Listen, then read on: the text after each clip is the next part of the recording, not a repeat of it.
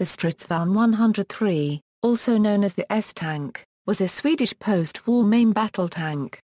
It was known for its unconventional, casemate design. It was turretless with a fixed gun traversed by engaging the tracks and elevated by adjusting the hull suspension.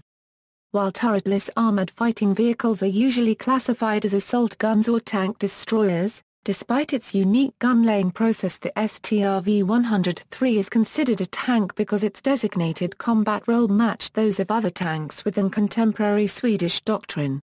It is the only main battle tank and the only tank of any kind since the World War II era to dispense with a turret. The Strv 103 was designed and manufactured in Sweden. It was developed in the 1950s and was the first main battle tank to use a turbine engine. The result was a very low-profile design with an emphasis on defense and heightened crew protection level. Strv 103s formed a major portion of the Swedish armoured forces from the 1960s to part of the 1990s, but have since been removed from service in favour of the Stridsvagn 122. History: in the mid-1950s, the Swedish Army put out a contract tender for a new tank designed to replace their Centurions. A consortium of Landsverk, Volvo and Bofors responded with a suggestion to revive an earlier domestic heavy tank design, known under the codename KRV, fitted with a 155mm smoothbore gun in an oscillating turret. However, this was deemed too expensive and the Army started looking at British, German and American tanks. Then, in 1956, Sven Berge of the Swedish Arms Administration proposed Alternative S, a domestic alternative. Noting that the risk of being hit in combat was strongly related to height, he proposed that any new design should be as low as possible. The only practical way to do this was to eliminate the turret, though in terms of absolute height, this still did not give the Strv 103 any significant advantage. Its most likely opponent, the T-64, was only 2.20 m in height with its turret versus the 2.14 m of the Strv 103. However, the T-64 paid for its low profile with an extremely cramped interior. Tanks occasionally deploy themselves into hull-down firing positions either behind dug entrenchments or using the crest of a hill, in order to reduce the exposure of the vehicle to enemy fire. In this firing position, the level of exposure is determined by the distance between the bottom of the gun barrel to the top of the turret or vehicle, and the angle to which the vehicle is able to depress the gun barrel. Since the Strv 103 orients the entire tank to depress and elevate the barrel, in a hull-down position it has very little apparent height and subsequent visual profile to the enemy. It could also lower the hull a further 13 cm by adjusting the suspension. Berge's design solved the aiming problem through the use of a fully automated transmission and suspension system, which would precisely turn and tilt the tank under the gunner's control. The gun itself would be fixed to the hull. This, of course, made it impossible to use a stabilized gun.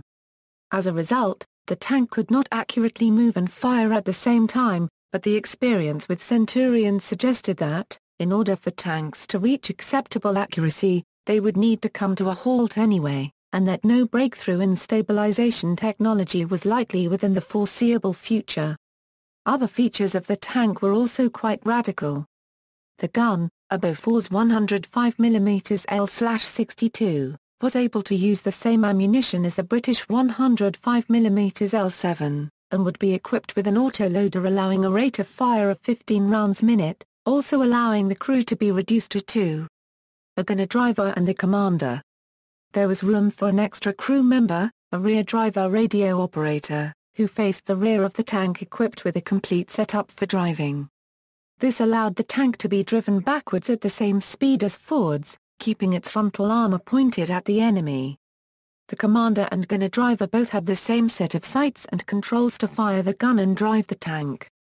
Additionally, the tank was powered by two engines, a 240 horsepower Rolls-Royce K60 opposed piston diesel for slow cruising and maneuvering the tank and aiming, and a 300 horsepower Boeing 502 turbine for additional power when traveling at higher speed or in severe terrain.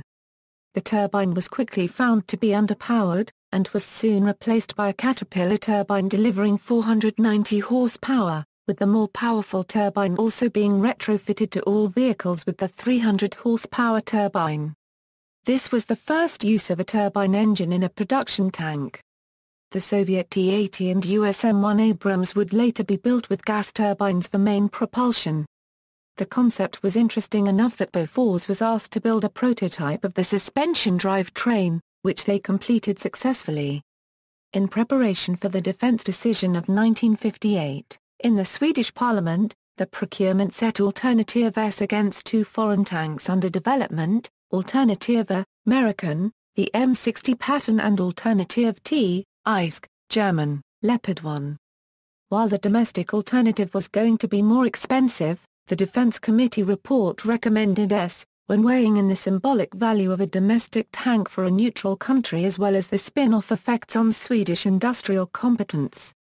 Riksdagen made the formal decision regarding FB-58 4 February 1958, and a follow-on contract called for two production prototypes, which were completed in 1961.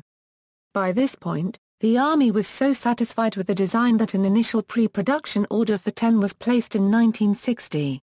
With minor changes, the Alternative S was adopted as the Stridsvagn 103. Full production started in 1967 and ended in 1971 with 290 delivered.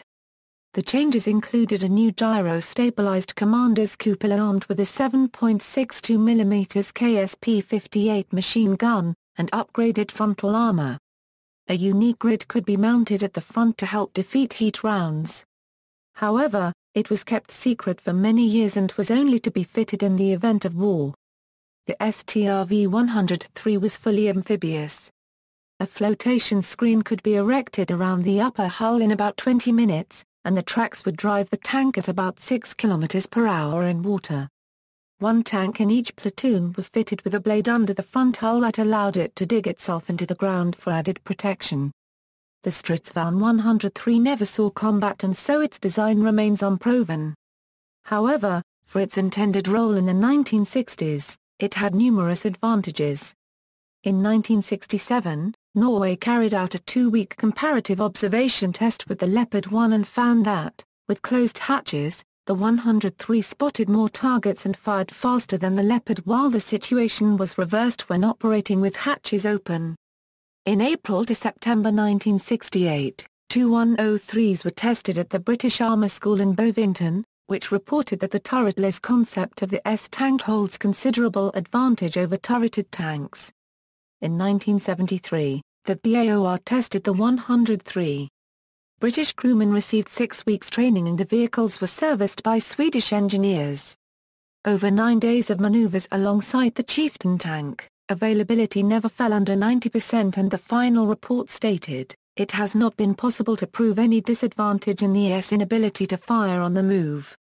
In 1975, two 103s were tested at the American Armour Center at Fort Knox.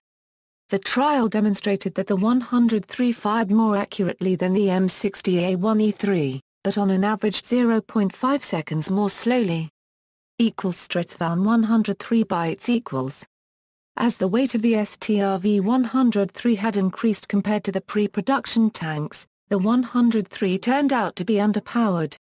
Hence, a more powerful version of the same gas turbine, manufactured by Caterpillar, was introduced after the first production run of 80 tanks. The early version was soon upgraded to be standard. Adjustments to the hydro-pneumatic suspension increased elevation range from -10 through +12 degrees, to -11 through +16 degrees.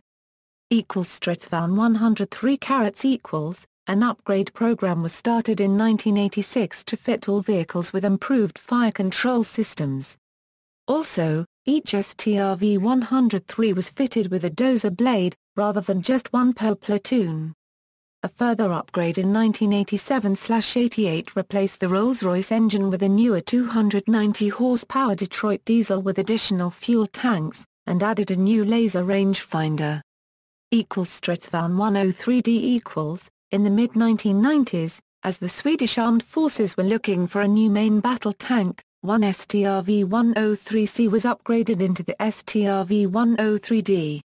The major changes were the installation of fire control computer, thermal viewers for both the gunner and the commander, allowing the crew to fight at nighttime and in bad weather conditions, and the installation of passive light enhancers for driving.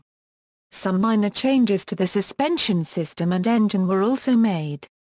There was some consideration of adding both reactive and or replica copyright armor in the early 1990s, but, in the end, the Strv 103 was instead phased out of Swedish service in favour of the Stridsvagn 122, which entered service in 1997.